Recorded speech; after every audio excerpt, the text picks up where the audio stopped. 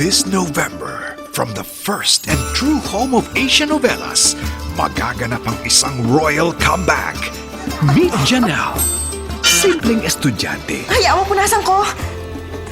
Tama na. Tapon mo na yan. Hoy! Eh, ano kung prinsipe ka? At ito si Gian, school heartthrob na real-life prinsipe pa. Pero isang kasunduan ang bubulabog sa mundo nila. Ayan, litrato ng babaeng pakakasalan mo. Hindi pwede! Papa, hindi na uso mga fixed marriage! Paano kung si prinsipe may mahal palang iba? Oh my God! At may iba namang may gusto kay prinsesa? Maswerte ako at naging kaibigan kita. Ganon din ako sa'yo. Wala naman kaming patutunguhan. Pareho kaming nakulong sa isang sitwasyong hindi naman namin ginusto. Bahala na nga. Hanggang sa gulok lang ang Huwag ka nga umarte dyan! Gumising ka na! Sa isang kasalang pinagkasundo, sila kaya'y magkakasundo.